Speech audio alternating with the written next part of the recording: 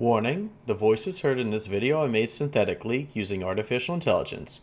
Nothing in this video reflects anything actually stated by the real-life individuals involved. This video is for entertainment purposes only, and serious political content will be avoided for that purpose. Enjoy! Despair no more. The boys are back to make some darkspawn soar and clear out some keep business like a chore.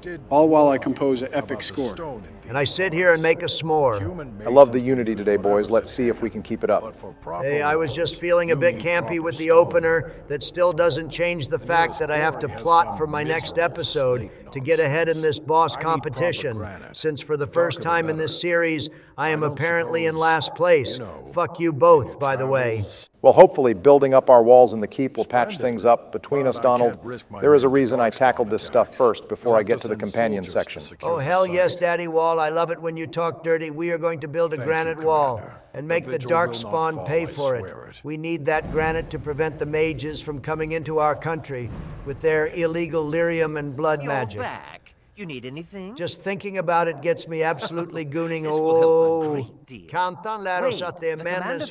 I don't even know what half of what Donald said even meant, but at least this is the last thing we have to do, as far as his walls are concerned. I gave a lot of setups for you this episode, Barry. I figured Donald gets to goon out over his granite walls, and you get to goon out over all the extra side quests you can finish up. True, this will probably be my only episode in Awakening, so I am going to make the most of it. First stop is fully upgrading the keep so we can get the best ending. You picked up another armor deposit, so we just have one more to go in, Kal'Hirol, and then we can show Wade our first boss monster loot for the legendary gear. We probably won't be able to make the gear until Donald's episode, though. We need catgut from the Black Marsh to make the shield, and we're not going to the Black Marsh this episode. That's fine. Donald did have somewhat of a point. We don't want to get too broken too quickly. We already went absolutely insane with upgrades last episode. So this episode we can sit back and breeze through everything. I'm sorry, did I just hear you say I was right about everything ever said in this game, Daddy? Sure, Donald, if it stops the Swedish gooning in my ear, you can believe I said whatever you want, big dog. But speaking of gooning out, watch out, Joe, because you are in the splash zone right now. What are you on about? Is Morgan about to show up? Oh, wait, I understand. Game recognizes game, my handsome fellow. Nothing better than a big boom across your enemy's face to assert your dominance over them. Oh shit, we got Zesty Berry and it's not even Tuesday? If it's zesty to love a good bombing and reducing your enemies to smolder, then I am a proud, zesty man. Besides, the two of you are the last people who get to judge me on this. You know what, go off, Queen, you deserve it. Is this the first time anyone mentions the Qunari Gatlock, though? It is indeed, and I'm still waiting for the Qunari to show off what they can do with their bombs. I want to see if anyone can go band for band with me in this universe, or does the drone still solo the verse? I mean, they are still just using blasting powder, but I'm surprised the Tiventers were the first ones to invent drone technology, and not the Qunari, considering how explosive-pilled they are. My good man, I already have exactly what you need. I would never deny a man his right to bombs. Don't be afraid to go all out. The path of explosions is a dangerous route to chase, but the prize... Shout out to my teacher, Megaman, for real. I'm glad most of our viewers are weebs as well as fantasy nerds. Otherwise, we would be talking straight gibberish to them. Well, I guess we are going 3 for 3 this episode in the Goon Fest because it's time for my turn as well. Back off, Joe. She's still mine. I couldn't find a romance mod, so I'm paying Shapiro in Truth Social stock to make one for me. Once I install it, she will be all mine. Those are fighting words, Double D. Barry, hand me my white glove. I need to challenge this simp to a duel. Now, that would be hilarious, but I'm trying to keep the content up for our viewers here, so have your silly little colonial duel on your own time. Anyways, one positive I will say about Valina is that, like Morrigan, empty flattery isn't the right path to get her approval up. You have to be direct and sometimes challenge her in order to get the maximum approval bonus. Yeah, just like Jack in Mass Effect, Valana respects a renegade run, which is why she would never go for Prissy Joe Paragon over here. Hey man, I can be renegade when I want to be. Good shit getting my girl's approval up, though. Not your girl, Sleepy. Glad you are all back to normal, but now on to more side content, boys. Oh shit, you got the Valana encounter immediately. I'm actually amazed with my luck. I normally have to grind out these encounters for half an hour to get them to trigger. Well, that's one of my goals for this episode already knocked out. I'm actually fuming that it took me 20 minutes for Nathaniel's encounter to trigger, but you got my girl's encounter to trigger the second you leave.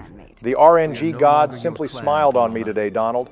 Also, this is the one and only time that glazing Valana a little actually works in our favor. Again, I don't think she personally has changed, but I'm trying to max out everyone's approval for the content, so I'm going to tell a little lie here. Whatever glazes my girl up is a win in my book. So what happens with Valana's clan after the events of Awakening? Normally, if a keeper and a first is dead, the clan has to disperse and find a new clan. Right, you are. Joe Valana does mention that her clan did have a second first, which is consistent with the rule of three that we learn about in Inquisition from Vivian, so I guess all the weight of the boats is on the spare first. The rule of three? Are they forest frolicking elves or Sith Lords? Donald, try not to misquote Star Wars Challenge Impossible. It is the rule of two smooth brain. That being said, it's basically the same thing as the rule of two. The reason they keep to 3 mages is so they don't get hunted by the Templars for having too many mages.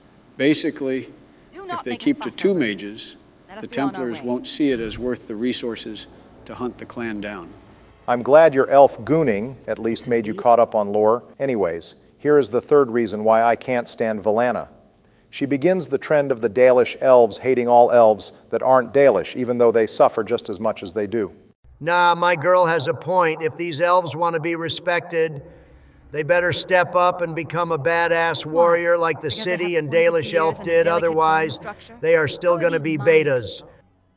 Donald, did you just actually call these NPCs betas? Also, look, I think she is being mean as hell right now, but if she talked to me like that, I would just put my collar on and take it, but I guess not everyone is built like me. Y'all are so down horrendous, it's actually impressive, but what I was trying to say is we learn later on that the Dalish elves are so racist against their kind that they not only look down on city elves for not living like the Dalish and submitting to humans, but they also don't accept half-elves, even half-elves that are half-Dalish. Yeah, but if they give birth to baddies like Serani and Valana, they could burn down an entire elven alienage, and I would simply look the other way. Well, my girl made it up to them by giving them a little necklace. She isn't all bad. You did cost us some approval, though, Barry, and that's just unforgivable. Well, if she didn't choose violence, maybe she wouldn't lose approval. But I will give her a break. You can get special dialogue by asking Valana to reveal what she did to the caravans to Mervis. But I will give her a break this time, since y'all are her cheerleaders. Sparing my girl and getting the maximum amount of gold is just peak gameplay. There was never any other option, being honest. Just run your pockets, bozo, and don't ask questions. Speaking of liars, here's the biggest fraud in the series, Discount Dark Wolf. Thanks to your setup last episode, Joe, we can take the fight to the conspirators and end this betrayal before it begins. These clowns would get eaten alive in Orzammar or the Orlesian court. You can't outmaneuver the political goat POTUS. We won the land's meet without Honora.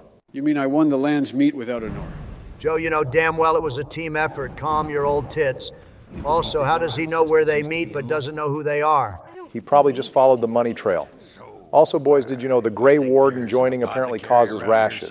Damn, I mean, the voices and short lifespan were one thing, but an irritating rash that's a fate worse than death. Does this convo have any gift relevance to it? This seems like the most out-of-place companion conversation. Nope, I think it's just a silly little conversation, but I do like to think that drinking the tainted chug jug does cause rashes. Well, I'm sure our big bro will out-tank the rash, but here we have our wife being surprisingly wholesome by liking trees. She actually likes elf trees more so than just trees in general, since this tree is the tree of Mythal. I like how both Meryl and Valana give us a small amount of lore on both Mythal and Kal'Hirol, years before Inquisition came out and made them relevant. That's because Guider was playing the long game with that lore point. He not only confirmed in the interview that Flemeth was always meant to be Mythal, but if you look at the description in Flemeth's real grimoire, you can see the grimoire bears the image of a leafless tree, much like the tree Valana is yapping about now. Well, with everything in the city taken care of, let's go finish the Howe fan club once and for all. This is for the Kausland family, you conniving bitches. Well, so much for the Crows, no longer taking any future contracts out on us that last a grand total of 6 months before they went back on the grind to kill us. I can't believe Ignacio lied to us. He seemed like such an honest master assassin. Keep in mind the names of these nobles. They are going to be fairly relevant later on when we get to a further quest, boys. Oh, believe me, I am going to carve their names on my silver bullets to permanently be prepared to deal with these bloodsuckers in the future. Well, the great conspiracy ended as soon as it began. I guess only Ban Esmerelle remains, but now she lost all her friends. Well, some of her friends are still alive, but now that we curb stomped the majority of them, we are guaranteed the best ending. Also, goddamn, I am really lucking out with the random encounters today, boys. I just got the extra merchant to improve the keep's economy. This girl, combined with the kunari we grabbed in the mines, completes the quest trade must flow, which actually nets us 75 gold in total. It's actually crazy that this small quest gives us as much gold as the damn lyrium smuggling quest that we needed. Max persuasion to solve the perfect way. Awakening really is a damn power fantasy. What's really crazy is out of like the 10 random encounters Barak could have found in this expansion, he found the 2 most important ones immediately. I'm convinced you are using scripts or something. No scripts, Donald, just luck. Well, time for the second quest. Joe set up for me. We got to clear the basement of all the spawn and complete our revenge tour for all the nameless wardens we lost. There's also 3 keys in this tunnel we have to grab, so no worries, viewers, I will guide you through. God, it's been a while since you played Barak. I forgot how bad your robot mode was during your game time. Not everything has to be optimized, you know?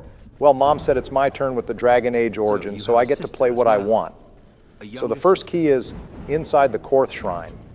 And then we just place this shrine on the offering to get 2 frenzy axes and an easy 500 XP. This is actually an Avar shrine to the mountain father Korth, but if we desecrate the shrine, steel golems attack us, which weirdly means that the Avar must have at one point made a deal with Orzammar to get golems to their side. This whole area has a small background story that the dwarves and Avar were at one point in a united front, likely at some point during the First Blight. Looting the shrine nets more experience and money, but that is more effort. Right on the money, Joe. Anyway, there's a quick gift for your elven waifu in this mine section up ahead, but we got to clear some spawn first. A small sacrifice is worth it for the love of Elf Mommy. I'm sure there's some dedicated viewers that have this map ingrained in their mind since I abused the hell out of the Darkspawn in this map for our spell tier list. The enemies are easy and varied enough that it was the perfect location to cook some Darkspawn. I was wondering why I was bored already looking at this map, but that checks out. Well, the second key is in this little trapdoor up ahead, and now it's time for my first boss fight in Awakening. This might be your first boss fight, but it's still the earliest any of us has had a fight during our episode. With all the dams set up each of us had to do to reach our first boss. Reaching one in 13 minutes is easy. Goddamn money compared to us needing about 30 minutes before our first boss. Yeah, that's true, and it looks like Barry not only gets the shorter wait time for the boss, but he gets the most mechanically interesting fight. Not only does he release undead in waves instead of all at once, but he also has a wide variety of spells, including Mana Clash, though he only has a 20% chance of using it. Shit, so this dude could straight up one-shot our elven waifu if he really felt like it. Is that the only boss that has Mana Clash in the whole damn game? This is indeed the only boss that has Mana Clash, but I have almost never seen him use it. Even if he did use it, this won't end well for him. Back to the lore of this area, though, this shade here is likely the remnants of the possession of Ruodan in Avar lore. Ruodan damaged the tunnels here, which was seen as the affront to their god Korth, and was forced to isolate in the deep roads. He was a mage and apparently became possessed in the deep roads and returned to seek vengeance on his clan, controlling them with blood magic. Eventually, the Avar returned with the help of the dwarves to seal Ruodan away into the deep roads, where he likely became possessed by this shade, and this is what remains of Ruodan in the present day. The device that seals him was likely something the dwarves made to seal demons, interestingly enough. The dwarves having devices to seal demons is really weird, if you think about it, since it's not like they need to worry about possession. Though I guess they just seal them away so they don't cause problems, since we have seen them seal demons before with the Legion of the Dead quest. Also, Barak, don't get any ideas that Shade Fight didn't count as a boss counter. I didn't see the boss health deplete. That's fine, Donald. I'm not about to start another Desire Demon controversy. I'll accept that doesn't count. Besides, I still have plenty of bosses coming up. Just sit back and watch. Also, we have the last key in this chest right here. Now let's go finish our food, shall we? Oh damn, this cave is plentiful and boss. It's time for your first real boss, Barry. Goddamn, what is this, our 10th ogre boss fight in the game? I wonder if he will use ram or grab or both. At least we have more enemies that we can test out our new massacre ability on. More fledglings to use Conquer's Hockey on is always a massive W. Well, fun fact for your favorite ability, Donald, the damage from Massacre is calculated by using your strength stat plus your weapon damage, which is multiplied by 3.5. So a two-hander with max strength will do 3 times as much damage with Massacre than a one-hander with Massacre will, even if their strength stat is equal. Wait, so you're telling me Ogryn's color of the Supreme King is straight up stronger than ours in canon lore? Basically, in terms of the raw numbers, yes. If that was anyone else, I would be so pissed right now. But if there's one person that deserves the buff, it's Uncle Ogryn. Bro helped us defeat the Blight and proved he is the one ride or die throughout POTUS's journey. I'll let him have this. Does that change your mind about two-handers, Donald? In terms of awakening, I actually think two-handers are viable in this game. The new skill tree actually has some really goated moves that give two-handers far more damage and utility. And now you telling me that Massacre and Peon's plight scale better with the two-hander damage has sort of solidified it for me. I don't think I would play two-handers in a base Origin run, but maybe I would play it on normal or hard. Then when Awakening hits, switch to Nightmare. I still think base two-handers are trash, but Awakening redeemed them a lot. Damn Donald accepting two-handers is valid and Barry getting a 2-for-1 special on bosses. This is some wild shit. Wait, 2 for 1? How does that not count as one boss? Well, per the rule we made at the start of this competition, Donald, it counts as long as the boss health reaches 0, which is why we wouldn't count things like the low gain fight. So since this guy lost his health twice, this counts as 2 bosses. So now I'm tied with Joe. God damn it, Nerd Bomba strikes again. It's fine though, I'm saving my energy for next episode. Saving your energy? Man, Sparking Zero just came out yesterday, and you're already adding it to your vocabulary. The fuck you mean just came out yesterday? Do I look broke to you? I bought the $110 version on PSN, have been playing it since Monday. Vegeta main all the way Renegade for life, my brothers. Okay, that game was straight fire. The what-if scenarios are a really refreshing take, and the little details in the gameplay really show some love. But if we could get back to Dragon Age now, I still have one final lore yap, which is a setup to the main quest this episode. So, this barrier door here was actually designed to protect Kal'Hirol from the invading Darkspawn during the first Blight. Considering how quick Voldrick fixes it if they were able to get it working, there might be 3 great dwarven cities remaining instead of just 2. God damn, that door closing scene was satisfying as hell. That definitely tingled my brain a little. What's next, Barack? Well, next up we have our daily catch-up with the squad. But first, I have to grab one more pickup. The Goatser Pounce-a-lot himself. This is incredibly realistic. Dog owners be like, I waited months to adopt my purebred, while cat owners be like, I grabbed him from a dumpster at Arby's yesterday. Well, don't look now, Joe, but it looks like despite your wingman game being on point, Ogryn fumbled the tavern girl you hooked him up with. I can't believe Unc over here fumbled the easiest alley-oop I set up for him. All bro had to do was play it off and be chill. I still love him, but my disappointment is immeasurable, and my day is ruined. How the hell did this relationship go so far south? It's only been like 6 months. That's barely enough time for the honeymoon phase to end. They had a child in those 6 months. Oh, okay, never mind. Makes perfect sense. Now I can't blame you, Unc.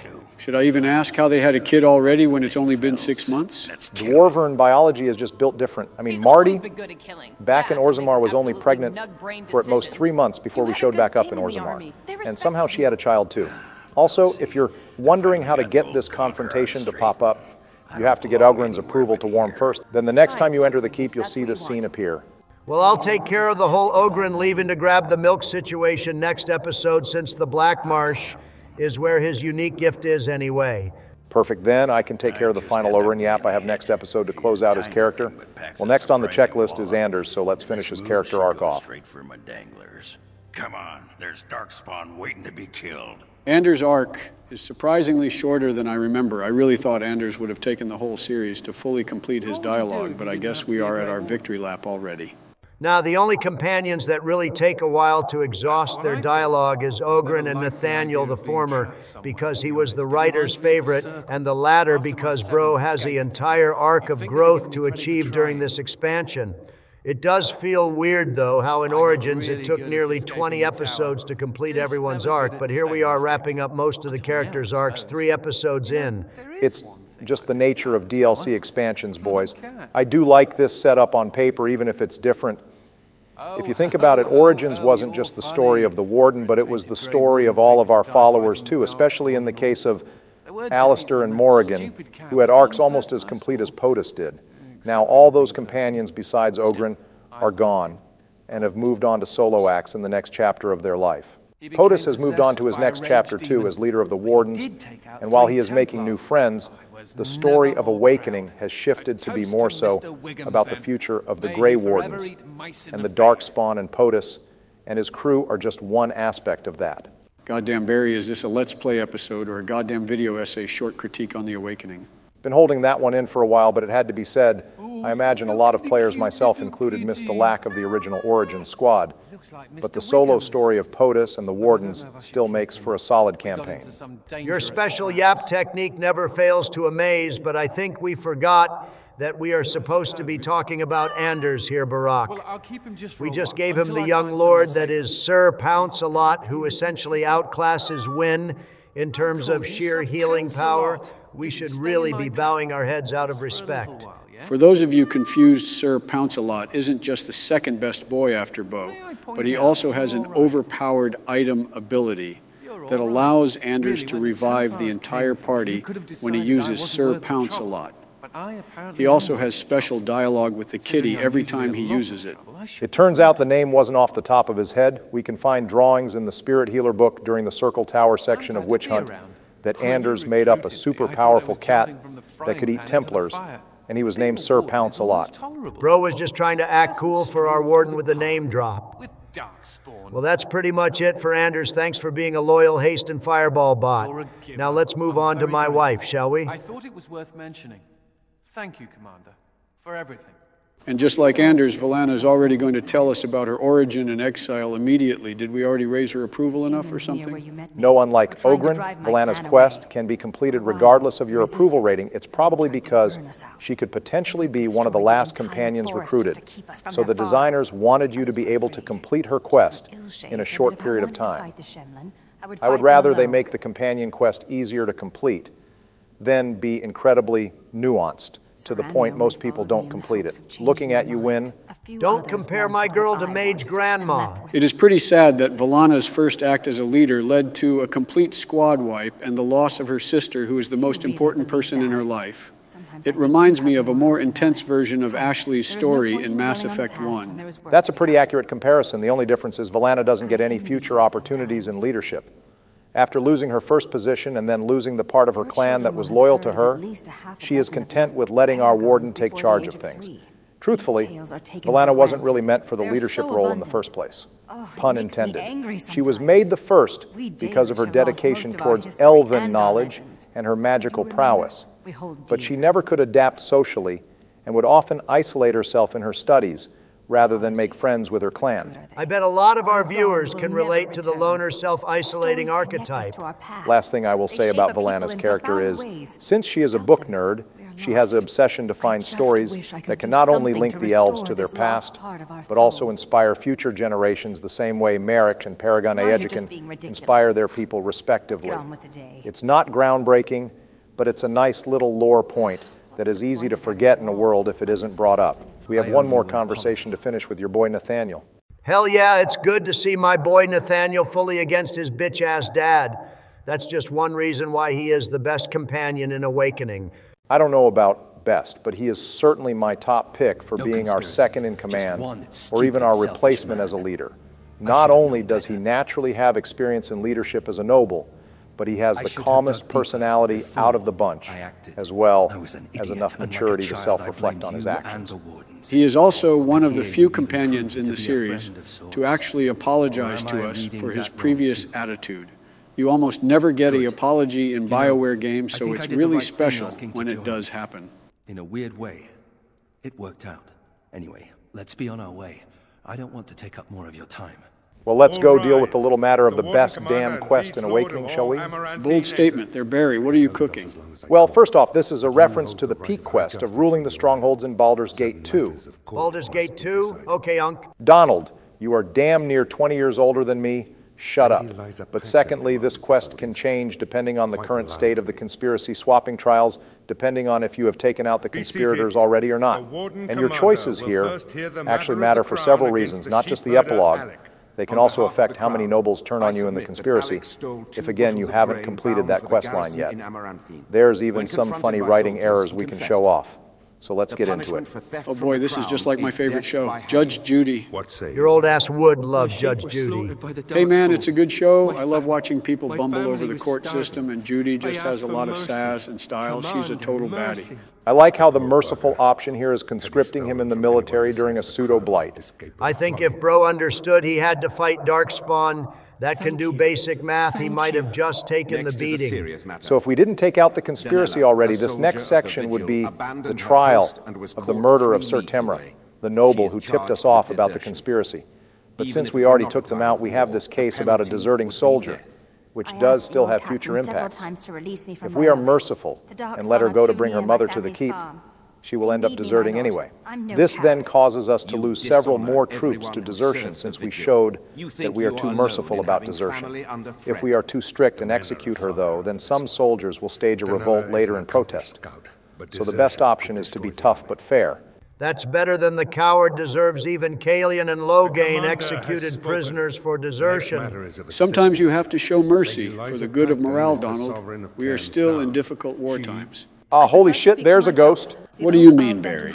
Wait, hold on, Liza Paxton. I remember carving that name in my silver bullets earlier. What's going on? I see Donald understood the assignment. Paxton was one of the nobles we just killed in the old Stark farm.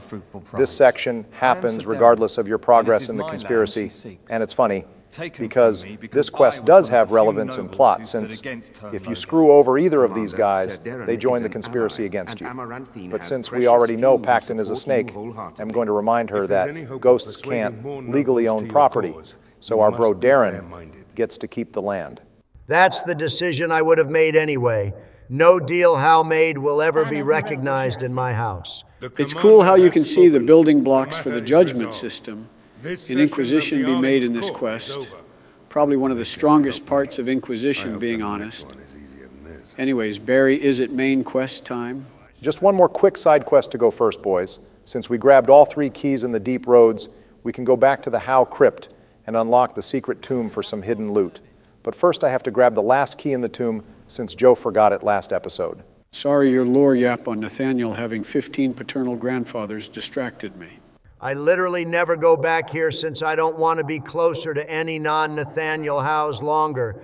Then I have to. It's crazy how many secret locations there are in this game. Wait, is that the asshole shade I thought we killed him already? God damn it, he's about to revive someone for a boss fight, isn't he? He is indeed about to revive someone for a boss fight. This time he's using his former Avar brothers to fight, which confirms that this is likely a remnant of Raudan.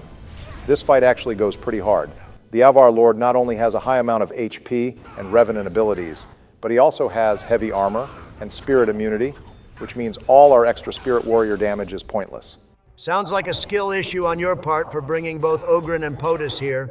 Most of their damage now is spirit damage. Well, I wanted both of them for tank purposes. Bringing 2 mages instead of 1 is an easy way to have 2 deaths at the start. Best advice I can give is to take out the 2 lieutenant enemies before focusing on the boss, simply because of how tanky he is. Tanky or no, I just know Donald is fuming right now that this shade has given Barry 2 free bosses this episode. I'm not fuming yet, but if this asshole runs up and revives the lava golem at the end of Kal'Hirol, I'm putting this bitch straight in worse, then Howtier, no hesitation. God, I'm almost tempted to ask Joe to use his stand to make that happen now. This fight will be worth the long slog, though we first off get the wolf treads, the perfect final item to finish Nathaniel's set, giving him dex, cunning, and a dodge bonus. But we also have a small chance for the boss to drop a late game item, like a copy of the Sentinel armor from Black Marsh, or Duty the helmet we are currently wearing on POTUS that we got from the Battle of Denerim. I do like how Awakening made rare RNG drops more frequent in their bosses. It takes me back to my Borderlands and Diablo days. I just wish there was a way to refight bosses like this to farm better drops. That would not only fuck over our boss competition, Sleepy, but it would also fundamentally change how this whole game works, so I'm not here for it. Yeah, besides Tactics Ogre did the whole RNG drop system and repeating dungeons the best, so Dragon Age can just stick to its strengths. What the hell is Tactics Ogre? Trust me, you don't want to get Barry started on that game. I already know we are one editor writer's block away from us playing it anyway. Thank you for that, Joe, but just like that, I'm back on top with the boss counter now. Let's grab our loot and finally move on to the main quest today, boys. Kinda lame, we don't get a cool squad pull-up scene like the other two maps, we just get launched straight into it. Yeah, we also just witnessed a random hanging, like we are on Live Leaks. Now, if we were on Live Leaks, we would have actually seen the hanging, with some poor production quality close up as well. Still, I don't want YouTube to flag whatever this bit of environmental storytelling is, so we are just going to move on.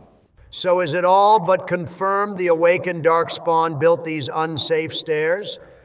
I know the dwarves wouldn't have a reason to do it, and it doesn't look like there's any humans around that would do this. Considering the Knotwood Hills are dry and desolate with no farm viability, so there's no humans out here, and considering all the little Darkspawn decorations littered around the stairs, it's a fair assumption they are responsible. Oh, hey, it's the Deep Stalkers. We haven't seen these guys in forever. Considering how small their pack is, these guys must be starving. Well, these guys are the perfect group size to test out Massacre on. Looks like it's a double one-shot. I'd almost feel bad if that wasn't also satisfying as hell. But no more waiting, let's go recruit our first and currently only female dwarf squad mate, my girl Sigrun. The kleptomaniac's first appearance being squad wiped and captured by Darkspawn is not a good look for a future Grey Warden. Don't short sell my girl like that. See, she got out of it on her own and was about to solo these spawn before we came in for the assist.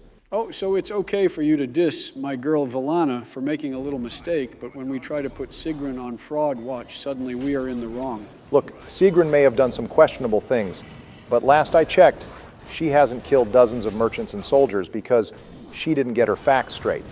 If all Valana was guilty of was greedy petty theft, I'd have a different opinion of her. Besides, take the Viking helmet and huge brand markings off her face, and Sigrun is just as attractive as Valana. All right, that's a fair point, but my girl Valana is an elf, so it's an easy, clear no contest. All right, let's not get crazy. Now, she has her moments, but Sigrun isn't remotely on Valana's level. I heard about you. They exiled you. Everyone thought you were dead. The warden saved you? And I heard about the new king, but didn't know it was you who did it. Holy shit, Sigrun actually has unique dialogue recognizing our dwarf noble origin. I think that's the only time that happens in Awakening. It is, and my God, does it feel good to be acknowledged as the legendary Aegican that we are. One thing you have to give Sigrun is how she is willing to get shit done either with help or without it. Girl is more than willing to solo Kal'Hirol just to complete her mission and get some get back. That's the kind of commitment a member of our squad should have. Fine, she gets some points for bravery, but she's still light years away from the best rogue in Awakening, and I can already tell you're going to sack my boy Nathaniel for her. I am, but not because Nathaniel isn't a peak squad mate. It's mostly because Anders and Ogren have some special dialogue in Kal'Hirol that I want to showcase to the viewers. So is it explained why the Legion of the Dead is all the way out here? We are decently far from Orzammar, and usually the Legion's movement is ordered by the king, right? We know they were trying to retake Kal'Hirol, whether that's because Orzammar also knew about the Brood Mothers, or because they wanted something specific from Kal'Hirol's vaults. We aren't sure. The Legion being here coincidentally pairs well with Balin being king, since we know the dwarves are expanding with the help of their military alliance with Ferelden. Maybe Kal'Hirol is the closest lost thing to Orzammar, and Balin's trying to expand his empire early. Merely improbable. Oh, an optimist then. Anders and Sigrun have some of the best banter. They are both sarcastic goofballs. Anyway, we are going to re-equip the squad and level up and cut back, be right back viewers. See, now that's a proper background shot. BioWare, good work. I already know Veilguard is about to have some gorgeous backdrop shots, but sometimes the classic style of Origins just hits differently. If you don't bring Sigrun here, Ogren can also give some background on Kal'Hirol. Also, how impactful would it have been instead of meeting a random Legion of the Dead platoon, if this was Cardle's platoon who we actually have met before? I feel like that would have hit a little bit harder. Hey buddy, we don't just have healing herbs, but we have a spirit healer here. I'm pretty sure we can fix you up if you like. I think bro is dying from the taint, but if that's the case, they damn well could have shown that. Also, bro is overhyping the new enemy type way too hard. The children are little more than pests to the warden at this point. Yeah, calling them abominations even to the darkspawn really makes me think we are about to fight something horrifying, but they are just more creatures that use overwhelm. They do have an upgrade mechanic. If they eat a dead darkspawn, but they should have made these things as strong as ogres when they fully upgraded, if they wanted to instill our warden with even an ounce of fear.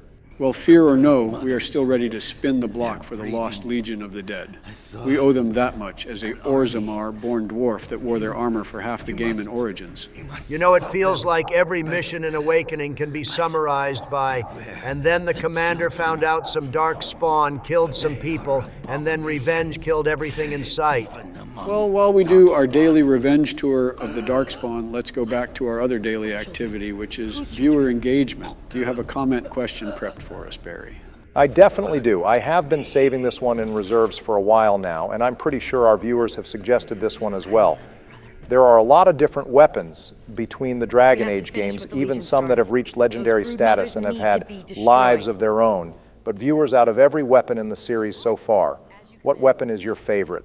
For me, I've already probably revealed this for the long-time viewers out there, but my favorite weapon is Topsider's Honor. Not only is it one of the most effective weapons in the game with the amount of undead you fight in Origins, but it also has amazing lore behind it, that an elf who wasn't even a Grey Warden would take the fight to the Dark Spawn and even impress the Legion of the Dead with his skill in battle. It's really thematic that our Warden takes up this sword in his honor, especially if they are an elf themselves. Yeah, Topsider's Honor really did carry us through the second half of the game. I can't fault you. And my choice is probably just as predictable since I'm going with the Hawk Key from Dragon Age 2. Not only is it the most appropriate weapon for Hawk to wield from a lore perspective, since it was his father's weapon who likely trained Hawk if he was a mage, but it's also a weapon that only Hawk himself can wield. But the real reason it's my favorite is that you can customize the weapon with different stats and elemental damage to match your preferred play style. It's just an absolutely peak weapon, and it's a massive L that they didn't give Hawk the key in Inquisition as his default weapon.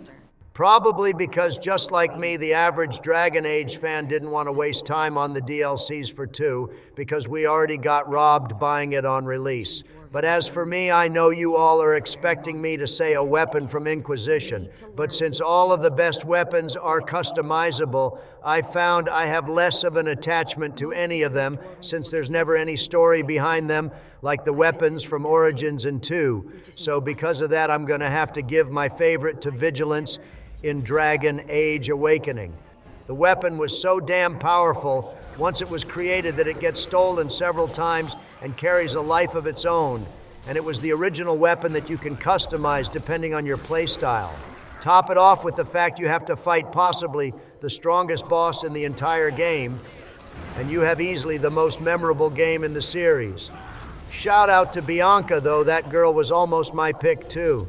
Fair enough, boys. Solid choices all around, and viewers, you know the drill by now. Let us know your favorite weapon in the Dragon Age series down below. Our editor will respond to everyone, and he will feature his favorite comment in the next episode. But with that being said, Joe, mind featuring our favorite comment from last episode? Sure thing, Barry. Our featured comment from the last episode comes from Brock Bradley, who said their favorite new ability is Beyond the Veil. He says he loves the extra damage Spirit Warrior offers, dealing spirit damage and ignoring enemy armor, as well as turning your warrior into an ultimate mage killer since you can resist spells, and then if you're a Templar, you can deal extra damage to mages. Honestly, this is a pretty Donald-pilled answer here, but it was still unique enough to bring up, especially since they added lore reasons for their pick, which we always love. Thank you for your comment, and can't wait to see what based pick you have for your weapon too. Well, back to the gameplay, Barack.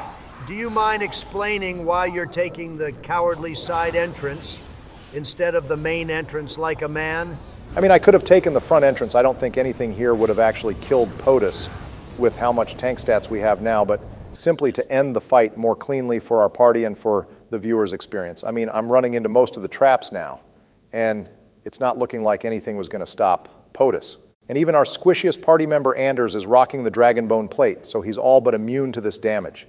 Really, we probably would have only lost Oghren since he's still rocking his original Origins armor, which is starting to get outclassed at our level. Yeah, but it's too damn stylish to get rid of.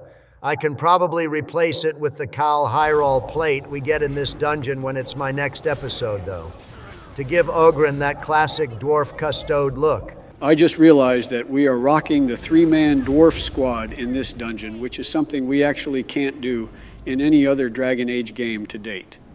Even in Veilguard, it looks like we only get one dwarvern companion.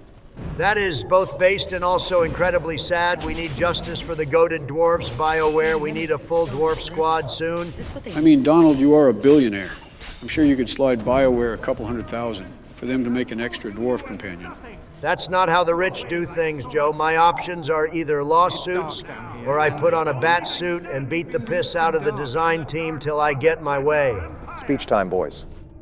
Show them that you are not nothing. Show them that you can be warriors.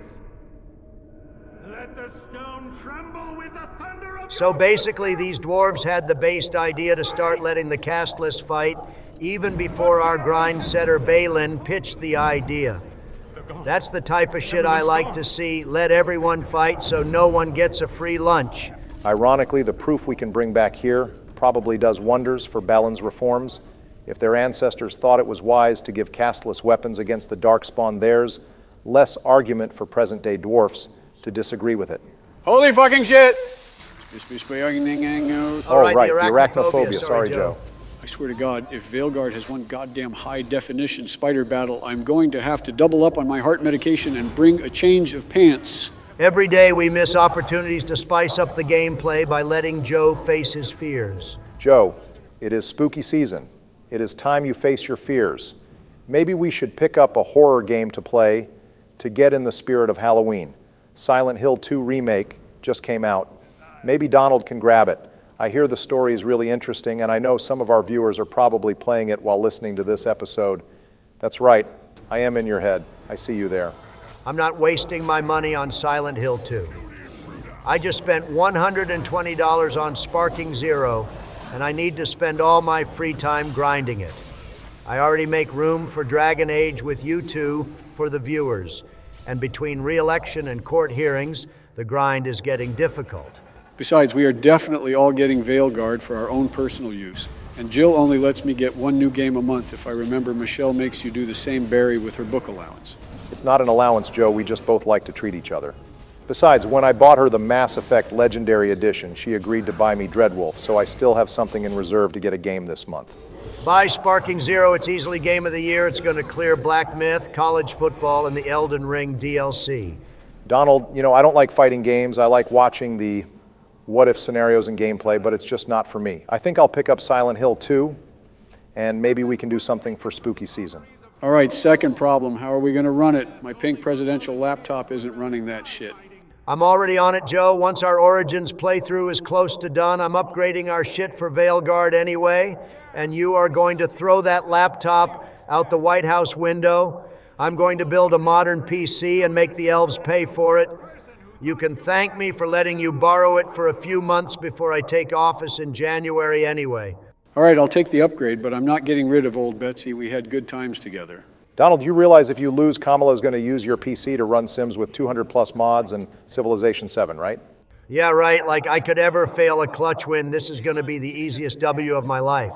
Well, we got another easy W grabbing the lyrium ring for our ghost friend Justice, but we should probably get back to the game and stop ignoring the disclaimer of actual political content being avoided, boys.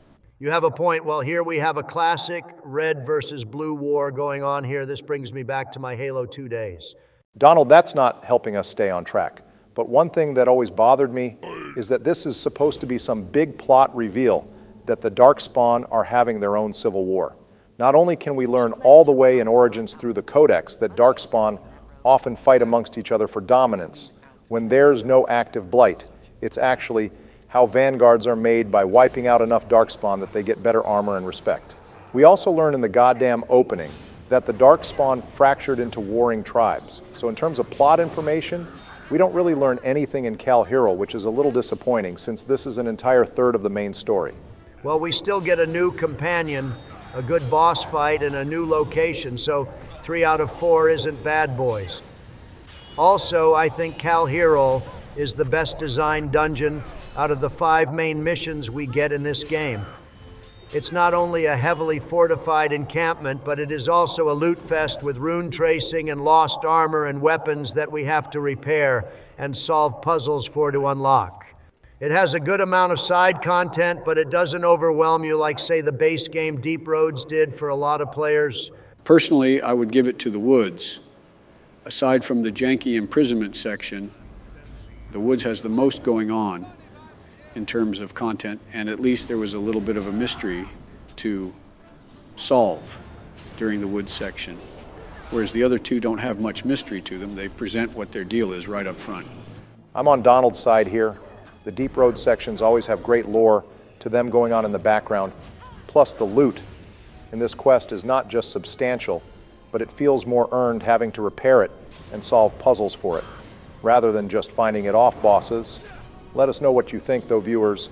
What is your favorite of the 5 dungeons? Consider this a bonus question for today.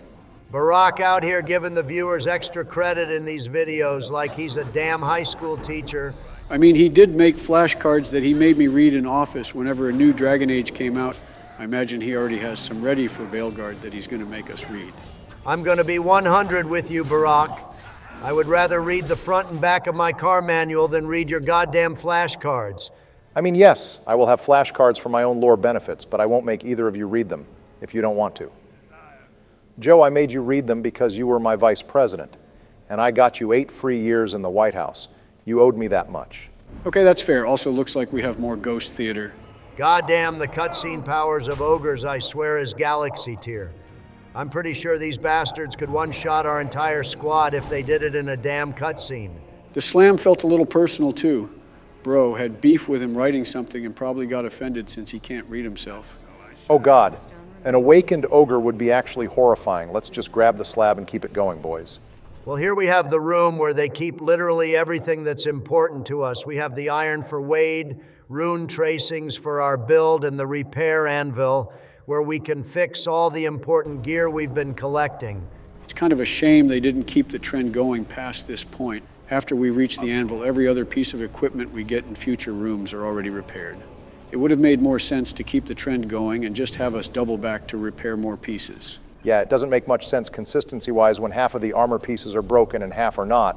One of the armor pieces is sealed away in a tomb, so that tracks, but the other is just in an unsealed container. Did the Darkspawn just break half of the armor and leave the other pieces? Also time for the reason we brought Anders here. We have one last unique dialogue moment. Oh, what a surprise, it's him bitching about the circle again on Maine. And yet Barack yells at us for not avoiding political content. Well, unlike you two, I can't really control what this AI says. Wait, what? But more to the point, Donald, this scene is more so criticizing the Chantry and their massive monopoly on lyrium that they use to keep the Templars in line, rather than a critique on the Circle. Hey man, don't let a silly thing like crippling addiction stop you from channeling your inner mage-hating Templar. The Chantry is just trying to be on that grind. Chasing the lyrium bag and funding the Templars is about the only damn good thing we got out of the whole Andraste fad. What about freeing the slaves, Donald? Joe, I said what I said, and I meant every word. Jesus Christ. Well, just like Anders here, I am also eager to change the topic of this conversation. One last character trait I can bring up about Anders is, surprisingly, his most important one. Anders' priority has always been to live a life where he has the freedom and the ability to make his own decisions. This sometimes makes him come off as a coward, but we know he isn't one, since he can be heroic when he puts in the effort. It's all about him having the freedom to finally choose his path after being forced down one path by the Circle all his life. And if you give him the freedom to choose what he wants to do, it greatly improves your friendship with him. Him being so focused on freedom makes it even sadder what happens to him in 2, when justice takes more and more control, and literally makes it impossible for Anders to make any choice, but the choice that justice thinks is correct. As messed up as Anders' writing might be in 2, the tragedy of Anders' situation hits so goddamn hard. But here is someone I know you can have empathy for, Donald. We have another unique Ogren conversation with this anvil here. Unk over here has fallen into an easy trap that I'm sure most of us have experienced in our time. Let me give you some advice, brothers. Just because things with your current girl aren't going well doesn't mean you should fall for the nostalgia trap of texting your ex. She was your ex for a reason, and making decisions while you're vulnerable from a fight with your partner is going to lead to a fumble 11 out of 10 times. Holy shit, Donald out here trying to put Oprah and Dr. Phil out of business with the top-tier life advice. Donald, that was impressive, but I think I remember Maury quoting the same line a couple weeks ago at our book club. I think he also added... Oh, wow, Sleepy, that's great. But anyway, Barrick, does this conversation have any gift relevance for Ogren, or is it just flavor? Just flavor to show he isn't 100% over Branka. There's no blacksmithing gift in this game, but it might have been cut content. Anyway, let's go check on this guy who is just hanging out. I'm getting a funny itch in my nose looking at him. What's his deal? Well, let's see. He is captured by the Darkspawn, was surrounded by them just a moment ago, and he looks sickly. Gee, I wonder what his problem is. Sleepy. Yeah, looks like we all can draw the same conclusion. Even Ogren here smells something funny. Also, this dude is really quick to show his hand and tell us he found a shiny in the dungeon. Bro does not know the art of the deal, but more than that, what the hell is this kleptomaniac talking about? How the hell is this stealing from the dwarven people when this Tog has been abandoned for literal centuries, and the dwarves have no current plans to retake the Thai? Also, we have been doing the same damn thing, but worse, we took everything not nailed down to the ground. Well, to be fair, we are technically the dwarven people, since we are a paragon. True, that's a nice little headcanon we can use, but she says that line, regardless of our race. I'm not even going to defend her. I just think she put that to give us more of a reason to hate him. We can get a nice masterpiece rune from him, though, so we chill. All right, buddy, you're free to go. By the way, I never said Sigrun didn't convince me to not hate him. Holy shit, Barack. Should I be concerned at how straight-faced both POTUS and Barry are while they look at the screen right now? No, not at all, Joe. Let's just press on, shall we? Well, consider my inner Dark Urge player satisfied for the day. Barack, I'm impressed. Oh, what's that? The children are evolving. Oh, God, never mind. I forgot how creepy these things look when they evolve. They look like goddamn necromorphs, but with dumb baby faces. Ooh. Dead Space could also be a fun video for spooky season 2. Joe, good idea. Barry, you're really starting to worry me right now. He's just using the 5% of himself that is base, Joe. I'm sure it's just temporary. Stop being a bitch. It doesn't matter how many stupid legs these guys have massacre. We'll take them out all the same. Well, I don't know about that. Donald, they seem to really like using Overwhelm on POTUS. There's not even a tactical reason to pin us. We don't take damage from this. So they are just being assholes at this point. It's like the game developers just sat down and said, hey, you know, Darkspawn don't have access to the most annoying ability in the game, Overwhelm. Yet, let's change that, and then put them everywhere in the DLC.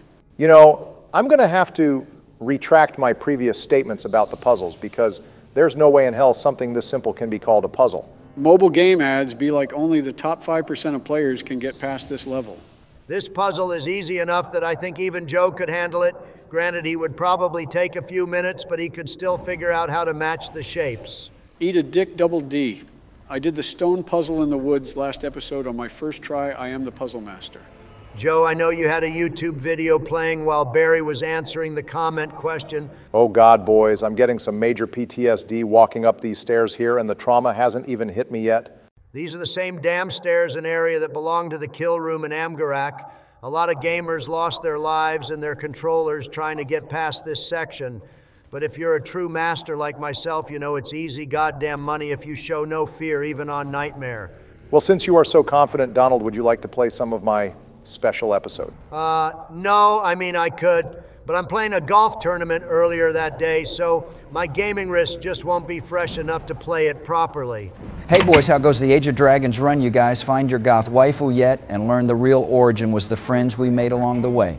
No, George, not quite yet, but we are about to fight a really cool boss at the end of this dramatically long hallway. Don't try to act slick, BioWare. Oh, holy shit, I take it back. That thing looks sick as hell. I wish we had those in Iraq. That golem is the definition of the guy your girl tells you not to worry about. Looks like the red team won this fight, boys. How the hell did the Darkspawn even get a hold of one of these guys? Bro got the luckiest pull imaginable from the Kal'Hirol storage closet. I imagine this guy was a prototype for what would eventually be the elemental juggernaut golems that the dwarves gave to the Tevinter Imperium. Also something important we left out before, but each awakened Darkspawn has face markings that show which side they are on in addition to wearing different colors. The awakened Darkspawn loyal to the Architect wear a face paint that mimics the Architect's mask, and the Mother's Darkspawn wear a more tribe-like, messy face paint. Holy shit, that golem just gave the blue team a goddamn fatality that's brutal as shit. I'm in a Mortal Kombat mood after that. Anyone want to load up Mortal Kombat 1 and run some Chaos Reigns? God damn it, can we go 10 minutes in this episode without trying to play another game series? Well, please, Joey, if there was a Mario or Pokemon game coming out this year, you would be right there with the rest of us. The only reason I'm not clapping up Scrubs right now is I'm waiting for my boy Ghostface and Conan to come out. That shit is going to slap. Based George Conan the Barbarian was a peak fantasy movie from my youth. I can't goddamn wait to be a peak big back in MK. Well, if we could go back to the game now, boys, this is one of the more technically interesting fights in the game. Not only is it a fight with two bosses, one a tank and one a mage, but the Lost has some interesting AI packets as well. At the start of the fight, the Lost casts a unique ability, Wraithwall, which is an ability completely unique to him. Wraithwall gives him a small physical resistance buff and a strong elemental resistance buff, which goes perfectly with his main damage type fire spells. He has every fire spell available, his staff does fire damage, and he frequently casts grease on top of his lava golem to automatically ignite it, dealing more fire damage. Because of all of this, a few greater warmth bombs can trivialize this entire fight, as well as having Wade's dragon bone plate. God damn, that is a really cool idea for a D&D fight. I am writing all this shit down for my next session because two giant elemental constructs with a mage leading them is a really cool classic fight. Damn straight, George, that's just one reason why Awakening is peak. I'm jealous you guys get two of the more mechanically cool fights in the game with the Lava Golem and Baroness, while I got the Archdemon 2 Electric Boogaloo. Skill issue, Sleepy. You should have been quicker with the draw when we were lining up the main quests. Wait, there was a second Archdemon. When the hell did that happen? I swear you missed one day of school, and now you're telling me the final boss came back and we got an ice cream day? No ice cream day, George. But to put this in D&D terms, someone cast Reincarnate on the Archdemon twice, and we got one gender-bent version of the Archdemon, both of which Joe fought last episode. Oh, okay, thank Bahamut. I am now caught up on the President's lore. I was really on the edge of my seat there.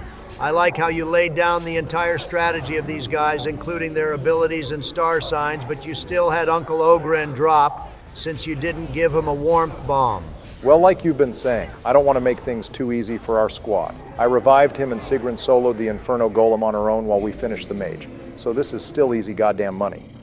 Now, we not only got our second boss monster loot, but we also got the Red Guy's Staff, which is the perfect late game set for your elven waifu. Praise be Mommy Valana. Now that's the type of unity I like to see. Boys, you guys have certainly come a long way from when I first came in and watched you guys play. It just goes to show how much. Boys, what the hell was that? It was nothing, George, just a small visual glitch. Oh, God damn it. All right, in the name of all that is holy, this is the last goddamn straw. I can't have one session with you without more tentacles coming up then in a goddamn hentai. Age of Dragon is the most goddamn gooner-like game on the market, I swear to God. Well, that was just unfortunate timing. I actually forgot what our main objective here even was. Yeah, we are definitely cooked now, boys. I mean, it's not like we saw any signs of brood mothers throughout the whole mission, and honestly, if George just stayed distracted for 2 minutes, all the brood mothers would have been dead, since the developers had to come up with the most unsatisfying way imaginable to kill the brood mothers. Exactly how cool would it have been for POTUS to take on all 3 brood mothers at once? Heavy pause. I don't know, that sounds really messy. Wait, hang on, Joe, did you mean in a fight? Oh, God damn it, you two. This is exactly the reason he left. Well, they're dead now, so we can move on and focus on my girl Sigrun and the fact we are about to have our full Grey Warden lineup. Well, 2 out of the 3 main quests finished good shit, Barry. We even get some special dialogue since we already met the architect. Sometimes Awakening does think of every single scenario in their dialogue choices. It's something special you don't see in the later titles. Okay, the glaze is insane on your part, but you might have a point. Between seeing Barry glaze a companion and me and Donald briefly befriending each other, I am convinced Awakening is just one time warp after another. Well, unlike the timeline with you and Donald, I would prefer to stay in this one. Also, Sigrun probably has the best and most simple reason to join us out of everyone. She doesn't have some grander plan or personal project she wants to work on. She just wants to keep fighting. Darkspawn. And if she can get a small power boost when doing it well, that's just a bonus. She's basically Goku, but 3 feet tall and sarcastic. Well, she can't pick locks for shit, but she does love a fight, so I can give her credit for that. I assume the episode isn't over yet, though, right, Barack? You would be right. I still have Sigrun's companion quest to complete in Amaranthine, as well as a few other side quests, and we still have one more lore drop to watch. Oh boy, I almost forgot the astounding visage we are about to see. Ha! How does one say no to this? I will follow you. You seem an all-right sort, and I'll be better off with you at my back than alone. Let's go then. The Darkspawn await. Well, I don't think we need to play a game for spooky season. Looking at the mother prepares us perfectly already. It might be hard to look at her, but I do appreciate it when a villain is actually coherent and talking rather than just a dragon that roars at us, and only Joe can hear him. Yes. Even if half of what she says is babbling, it's still an intelligent creature that has some semblance of a plot behind her. Felt it wash. Important to note that the Darkspawn she talks to in both her cutscenes is not only wearing the blue team armor, but he also has the architect face markings. This is either someone in the art department messing up the design differences, or it's possible this Darkspawn is a plant put by the architect to gather intel about the mother. If you notice, everything this unnamed Darkspawn says is either a question to get information or something to calm her down. Wouldn't the mother notice this dude is wearing the wrong team outfit if that's what they are implying, though? She doesn't exactly look like someone who is an incredibly perceptive girl. Might straight up just be yapping without even noticing what armor he is wearing. Understandable. Have a nice day. It's also possible the mother is aware this Darkspawn might be a spy and simply doesn't care. The mother isn't the archdemon. She doesn't have a grand plan.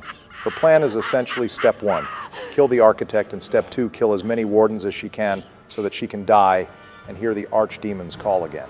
She is basically trying to create the crash out of crash outs. Well, a few quick errands to finish in the city first, then we can get on to the real reason we are here.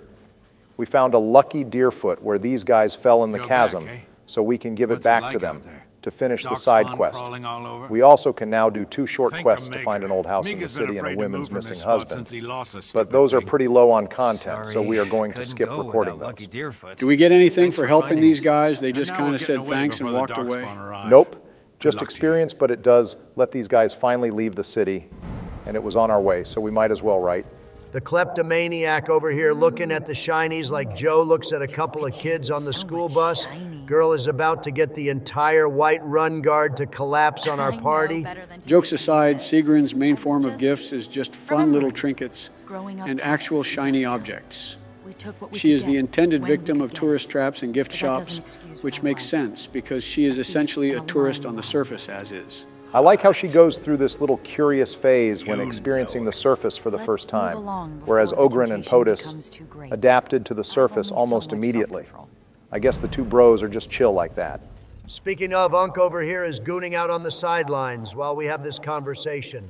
Sounds about the same as what I go through on the daily with you all now.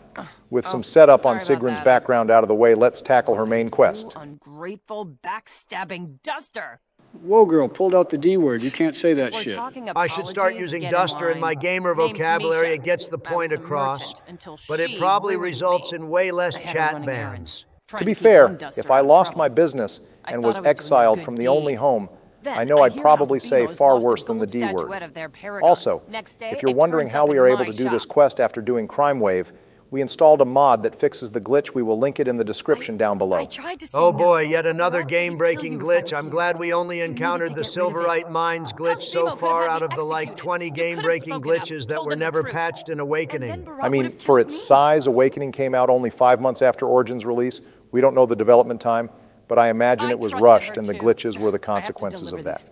Anyways, let's head back to the Keep, boys. Out of my way, Brand. It's in the past. We should move on, Commander. What in the January 6th is going on at our keep, Donald? Did you invite these people to protest the boss competition? Oh, don't look at me, you Democrat. I'm sure these are just your people, and they got lost on their way to loot a target. Yes, you two are both pretty, but back to the protest. It's actually just about food. They are just hangry. Oh, so these are Donald's people. Eat a dick? Not too far off, Joe. This is the default reason for the protest. Essentially meaning we didn't do anything else to cause a protest, but the other reasons could be because you killed the deserter, you sent soldiers to protect only trade, or if you're an Orlesian warden, which affects how you need to resolve this quest as well. Since we are protecting the farms, we can easily persuade them to just go home. This is another quest that excellently tracks a lot of your choices throughout the game. I would normally just kill them like the rest, since talking to them just encourages them to keep going. But I guess if they are going to fold, just by asking them nicely, it's not too big a deal. Bro just lost all his buddies now. How much of an aura reduction is it when the whole squad gives up on your yapping and goes home. This is also where the assassination attempt takes place if you don't deal with the conspiracy by now, but as it stands, let's wrap up Sigrun's and Valana's character arc. We are about to go all the way back to the dwarf commoner origin for this one. I will save you some time, Barry. You're kind of long-winded, no offense. Viewers, another reason Barry doesn't like the dwarf commoner origin is, in addition to not getting a lot of unique interactions in the Orzammar quest line, the dwarf commoner doesn't get any unique interactions with Sigrun besides when you first meet her, and she recognizes you as the duster who became a paragon. This makes no sense since Sigrun and the dwarf commoner share an origin, as they both grew up in Dusttown and worked for Berat. And the main part of Sigrun's story is her trying to get over her doubts that she is no longer a worthless criminal, which is something the dwarf commoner could easily relate to. Just another reason why dwarvern noble stays on top. Well, you pretty much nailed it. Joe, only other thing to add is that both Anders and Valana have origins similar to the Circle Tower and Dalish Elf Warden, and they both get unique conversations with both characters, so Sigrun's absence of unique dialogue is even more glaring.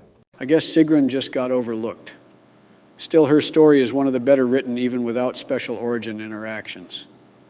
She's someone who wants to prove she matters not only to herself, but the dwarven society that shunned her growing up. It's one of those underdog tales you love to see.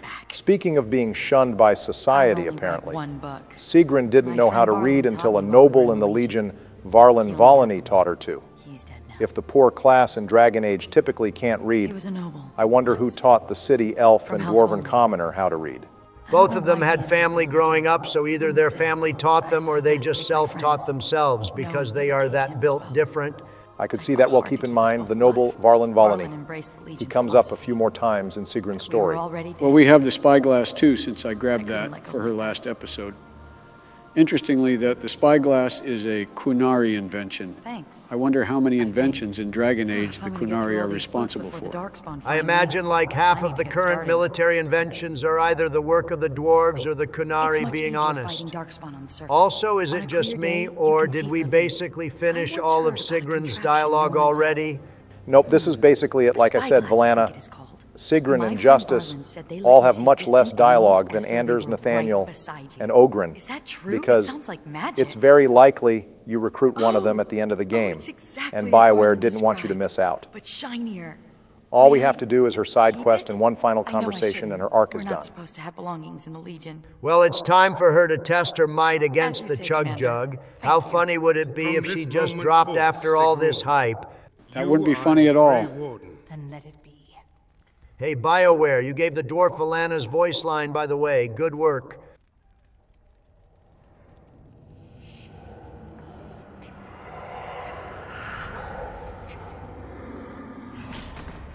You chose her well, Commander.